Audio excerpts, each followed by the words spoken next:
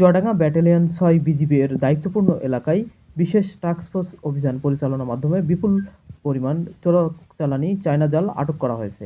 ২৪শে জুলাই বৃহস্পতিবার চুয়াডাঙ্গা জেলা দামোহদা উপজেলা বিষ্ণুপুর জুজুপাড়া ও নহিপাড়া গ্রামে রাত আনুমানিক ১১টা থেকে ২টা পর্যন্ত বিজিবির নেতৃত্বে এই বিশেষ অভিযান পরিচালিত হয়। আমি একটা অ্যাকাউন্ট খুলতে চাই। তাই? হ্যাঁ, দাদু বলে, আব্বু বলে সাউথ ইস্ট ব্যাংক অনেক ভালো, এখানে টাকা হারায় না। আপাতত তোমার টাকা এখানেই ভালো থাকুক। আব্বুকে নিয়ে এসো, তোমারও একটা অ্যাকাউন্ট খুলে দেব। আমারও? হ্যাঁ, সাউথ ইস্ট ব্যাংকে সবার অ্যাকাউন্ট খোলা যায়। এভাবেই শুরু হয় নির্ভরতা গল্পটা। জন্ম নেয় বিশ্বাস, যেখানে টাকা নয় জমা পড়ে আস্থা। সাউথ ইস্ট ব্যাংক একটি দূরদর্শী bank.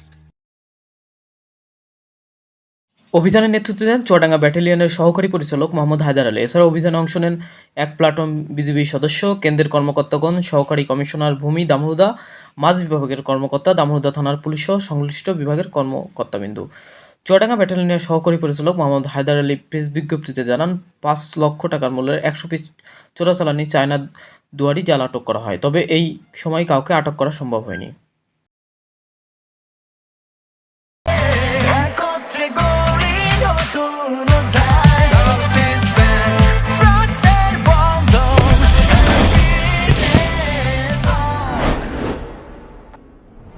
Southeast Bank PLC, a bank with vision.